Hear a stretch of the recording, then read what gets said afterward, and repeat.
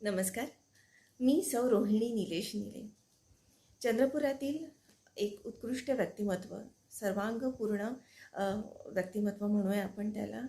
अ, असे आदरणीय आशिष दादादेव यांच्या ठिणगी या काव्यसंग्रहाच्या प्रकाशनाचा हा सोहळा, बाबू ॲटम प्रकाशनातर्फे होणारा हा सोहळा आणि त्याची मी एक साक्षीदार म्हणूया आणि त्या प्रकाशन सोहळ्यात एक मी माझा खारीचा वाटा उचलते आहे.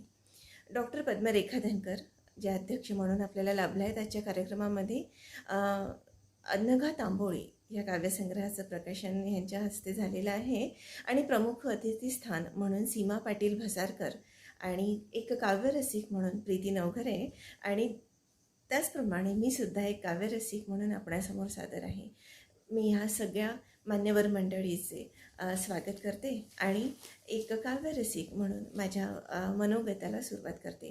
त्याच्या अगोदर मला तुम्हाला सांगायला आवडेल की आशिष दादांचं हे ॲक्च्युली कोरोनामध्ये काळ गेला, पण आशिष दादांचं काम काही थांबलं नाही.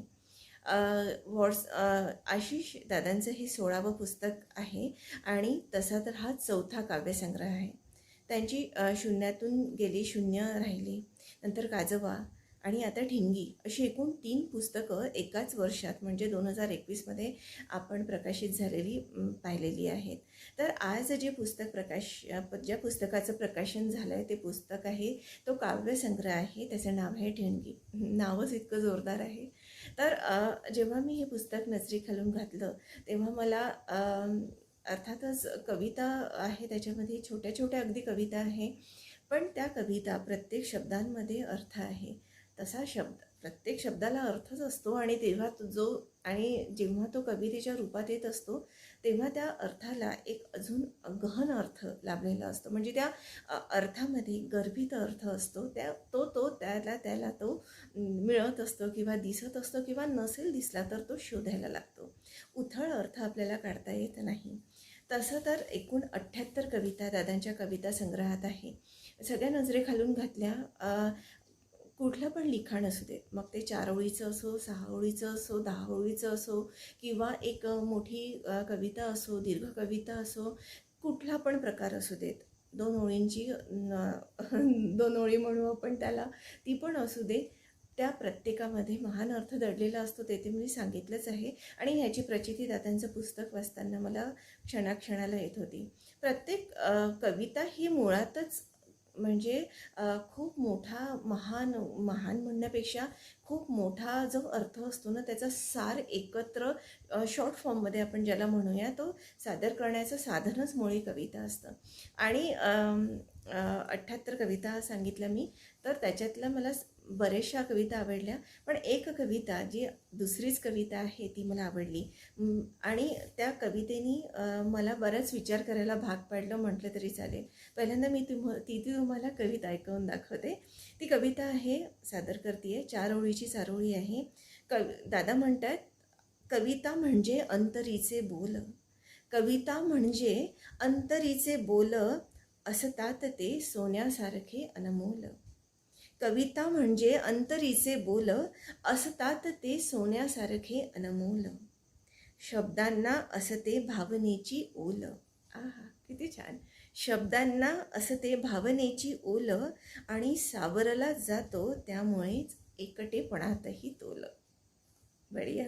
आणि सावरला जातो त्यामुळे एकटेपणातही तोल. ही 4 ओळींची कविता आहे, पण मला 400 विचार माझ्या मनात कविता वाचताक्षणी, ही 4 ओळी वाचताक्षणी आली असतील. कारण त्यालाही तसंच आहे मंडळी. कारण म्हणजे मी एकदा ऐकलं होतं म्हणा किंवा वाचलं होतं. एक आयुष्यावर बोलू काही संदीप खरेंचा कार्यक्रम आहे. तर त्याच्यामध्ये त्यांनी असं म्हटलं होतं की त्यांना असा एक प्रश्न विचारण्यात आला होता. म्हणजे हे सांगण्या अगोदर मला एक तुम्हाला सांगायला आवडेल की कविता ही जी काही असते ती त्या कविता जे काही तो व्यक्त करतो, कवितेतून तो कवी जो काही व्यक्त होत असतो, ही काही त्यांनी प्रत्यक्ष सगळ्या गोष्टी अनुभवलेल्या नसतात. तर ह्या प्रत्यक्ष अनुभवलेल्या तर नसतातच गोष्टी, पण काही काही कल्पना, कवितेचा पाया मुळात एक पाया म्हणून अख्खी कविता कल्पनेवरच आधारित आहे असं नाही म्हणत, पण कवितेचा पाया मुळात कल्पना असतो. जे आपण सत्यात कधी कधी पाहिलेलं नसतं ते कवितेच्या रूपात आपण मांडत असतो आणि आपण ते एक्सपिरियन्स करत असतो, म्हणजे फील करत असतो. आता हा म्हणजे दादांनी जी कविता मांडली, अंतरीचे बोल सोन्यासारखे अनमोल, शब्दांना असते भावनेची ओल आणि सावरला जातो त्यामुळे एकटेपणातही तोल. म्हणजे कवी जे तो लिहितो तो खरंच तो त्या अवस्थेतून जात असतो असं नाही, तो फील करतो. तर असंच म्हणजे जनरली एक सर्वसामान्य असा समज असतो की कवयित्री किंवा कवी कोणी पण असू देत, की ते जो कविता मांडतो ते तो प्रत्यक्ष भोगतो आहे, उपभोगतो आहे आयुष्यामध्ये. पण माझ्या मते असं अजिबात नाही आहे ह्या संदर्भात. म्हणजे आता समजा मी प्रेमकविता लिहित असेल तर म्हणजे मी प्रेमात अखंड बुडालेली आहे असं आहे, किंवा मग विरह कविता जर मी लिहित असेल तर ह्याचा अर्थ मला विरह झाला आहे असा तर अजिबात नाही आहे, बरोबर आहे. किंवा मग एकटेपणा असेल, कोणी दगा दिला असेल किंवा गरिबी असेल म्हणजे त्याचा अर्थ मी खूप प्रचंड गरिबीत आहे असा सुद्धा होत नाही. तर ह्याच अनुषंगाने एक किस्सा सांगून मग मी पुढचं दादांच्या कवितेचं थोडंसं विश्लेषण करण्याचा किंवा दादांची ही चारोळी वाचल्यानंतर माझ्या मनात काय काय विचार आले ते सांगण्याचा मी प्रयत्न करणार आहे इथे. तर संदीप खरेंना असाच एक प्रश्न विचारला होता, कारण संदीप खरे सुरुवातीला बऱ्याच कविता त्यांनी लिहिलेल्या आहेत, माझे आवडते कवी आहेत, म्हणजे खूपच आवडते आहेत. आणि त्याच्यात त्या सुरुवातीला म्हणजे सगळ्या प्रेमकविता असायच्या, बरोबर आहे. असंच आयुष्यावर बोलू काही कार्यक्रम सादर करत असताना सुनील बर्वेंनी त्यांना विचारलं होतं की संदीप, म्हणजे तू ज्या कविता लिहितोस त्या सगळ्या प्रेमकविताच असतात, म्हणजे नेमकं काय आहे. तर ह्याच्यावर संदीप खरेंनी दिलेलं उत्तर मला इतकं आवडलं.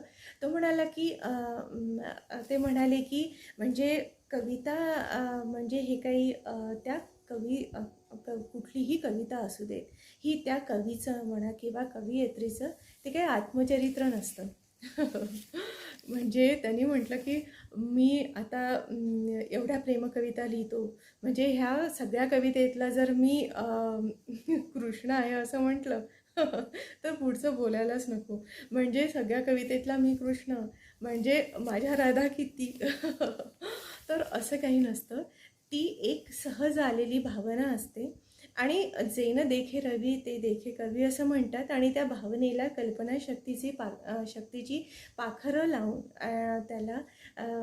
त्याला इलॅबोरेट करायचं म्हणा किंवा त्याला अजून त्याला ऑर्नामेंटल कसं करता येईल हा सुद्धा किंवा कवयित्रीचा प्रयत्न असतो. आणि त्याच्या प्रयत्नात ती कविता फुलत जाते आणि ह्या खुलण्यात आणि फुलण्यात काय होत असतं की कधी कधी असू शकतं, असं काही नाही की कवीला स्वतः. आणि मग हेच अंतरीचे बोल जे असतात, आता येथे दादांच्या कविताकडे, कविता म्हणजे अंतरीचे बोल, म्हणजे हे अंतरीचेच बोल असतात जे आपल्याला कवी मन असेल हे जिवंत मन असतं, ते अगदी भावना प्रधान असलेलं मन असतं. साध्या साध्या गोष्टींनी हळहळ होणारं असतं किंवा कुठल्याही एखाद्या बाबीचा कवी मनावर म्हणजे असा अगदी तो म्हणजे जीव लावून पाहत असतो तो सगळीकडे. त्याचे ज्ञानेंद्रिय जे असतात ना त्याच्यात त्यांनी जीव ओतलेला असतो आणि तो जीव लावून प्रत्येक गोष्टीचं प्रत्येक बाबीचं निरीक्षण करत असतो. आणि ते होत असताना कुठे समजा रस्त्यावर समजा एखादा ॲक्सिडेंट झाला असेल तर हा हळहळणार, अतिशय हळहळणार, कधी कधी तर डोळ्यात पाणीसुद्धा येणार, प्रसंगी तो मदत करायला सुद्धा जाणार. तर हे जे जिवंतपणा असतो ना, हे जिवंतपणा असा लेखणीतून कधी कधी व्यक्त होतो तो, आणि मग व्यक्त झाला की मग ते मोकळं व्हायला लागतं. कविता म्हणजे अंतरीचे बोल, दादांची कविता, कविता म्हणजे अंतरीचे बोल. दादा म्हणत आहेत की कविता काय आहे तर अंतरीचे बोल आहेत, ते जे मनाला वाटलं ते बोल व्यक्त होत आहेत हे, आणि ते सोन्यासारखे अनमोल असतात, कारण ते अगदी सच्च्या मनातून आलेले असतात, सच्च्या दिलातून आलेले असतात, सच्च्या भावनेने आलेले असतात, सोज्वळ भावनेने आलेले असतात आणि शुद्ध सात्विक भावना त्या असतात. आणि म्हणूनच कविता म्हणजे अंतरीचे बोल, आणि एवढं सगळं असल्यावर अर्थातच ते बोल सोन्यासारखे अनमोल असणार. आणि म्हणून कविता जेव्हा बऱ्याचदा म्हणजे कवीची म्हणा, कवयित्रीची खिल्ली उडवली जाते. पण मला असं वाटतं की ठीक आहे ना, व्यक्त करण्याची पद्धत काही काही जणांची वेगळी असेल, पण त्या भावना तर सच्च्या असतात ना, त्या भावना तर प्रामाणिकच असतात ना, कुठेतरी त्याच्या हृदयाला बोचलेल्या असतात ना, त्याच्या हृदयाला म्हणजे चाचपडून गेलेल्या असतात ना. पुढच्या 2 ओळी आहेत. शब्दांना असते भावनेची ओल. आलं सगळं? शब्दांना असते भावनेची ओल, त्याच्याशिवाय अहो भावना पहा साधे शब्द असतात. हं? आणि म्हणजे मराठी भाषा किंवा कुठली पण भाषा, मराठीच म्हणून नाही, भाषा ही व्याकरणाने बनत असते, बरोबर आहे. व्याकरण नी ती शुद्ध बनते, पण त्याच्यात जेव्हा जिवंतपणा ओततो ना आपण, किंवा भावना जेव्हा ओततो, तेव्हा ते व्याकरणातील शब्द जिवंत होऊन आपल्यासमोर येतात, बरोबर. शब्दांना असते भावनेची ओल, आणि म्हणूनच सावरला जातो एकटेपणातही तोल. एकटेपणातही तोल सावरला जातो असं म्हणतात. म्हणजे जे मनात आहे ते कवयित्री रिक्त होऊन जातात, मोकळं करतात कागदावर. ते चितारून म्हणा, कागदावरून ते लिहून ते अगदी रिक्त होतात, मोकळं होतात. म्हणजे मनात असं खूप दाटून येतं कुठलीही भावना, मग ती दुसऱ्यांना आलेली असेल किंवा अर्थातच स्वतःला आलेली असेल. त्या भावनेने जेव्हा बेचैन व्हायला लागतं कवीला, तेव्हा त्या भावना त्या अशा कवितेच्या रूपात येतात. आणि कवितेच्या रूपात आल्यानंतर मग मात्र त्या कवीला आता एकटेपणा जरी त्याला वाटत असला तरी पण तो म्हणजे स्वतःचा तोल सांभाळू शकतो. म्हणजेच तो स्वतःच्या मनाचा तोल सांभाळू शकतो, स्वतःच्या मनाचा बाज तो ठरवू शकतो, आणि स्वतःच्या मनाला आवर घालू शकतो, स्वतःच्या मनाला आपल्या ताब्यात ठेवून. एकटेपणा जर कधी वाटला असेल, ठीक आहे, कुठल्याही गोष्टीचा असेल, बाबीचा असेल, तर तो एकटेपणा असा तो कवितेच्या माध्यमातून व्यक्त होऊन तो त्याच्यातून रिता होतो, आणि मग आता त्याला कसं छान वाटायला लागतं. म्हणजे पहा, कधी आपल्याला राग आला असेल किंवा खूप प्रेमही आलं असेल, लोभ आला असेल, तर आपण व्यक्त होतो, आणि व्यक्त झाल्यानंतर हो आत्ता कसं मला मोकळं वाटतं असं म्हणतो. तसंच कवीचं असतं. जेव्हा त्याला अगदी भरून येतं आणि जेव्हा तो लेखणीतून ते लिहून काही क्षणापुरतं असे ना का त्या भावनेशी संबंधित तो रीता झालेला असतो, आणि मग तेव्हा असू दे त्याला तो फील समजा एकटेपणाचा असेल किंवा अजून कशाचा कुठल्याही भावनेचा असेल, तर त्याच्यातून तो रीता होतो, आणि मग त्याला एकटेपणातही तो त्याचा तोल सांभाळू शकतो. म्हणजे तो स्वतःला स्टेबल ठेवू शकतो. म्हणजे जे मला तर असं वाटतं की म्हणजे ह्याचा आपण असं अर्थ खूप असतात, गर्भित अर्थ असतात. आपण ज्या पैलूनी अर्थ काढू त्या पैलूनी तो निघत असतो.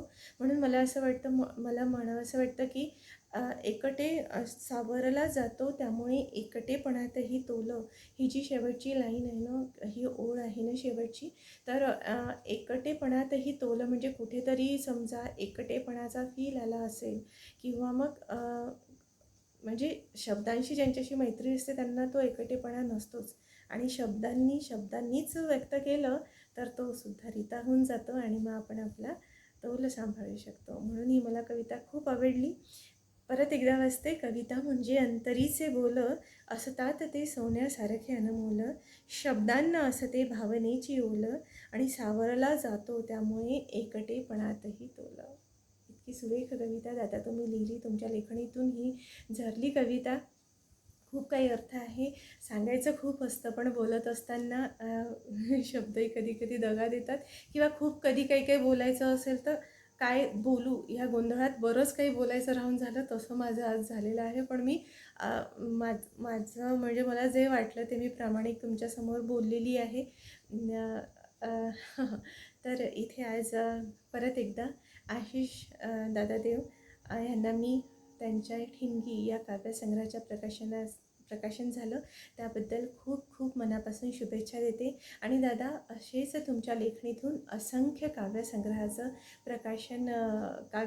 तुमच्या लेखणीतून रचावेत, आणि वरचे वर असे प्रकाशनाचे सोहळे आपण आयोजित करावे, ही ईश्वराचरणी प्रार्थना करते, सदिच्छा व्यक्त करून माझ्या शब्दांना विराम देते. नमस्कार.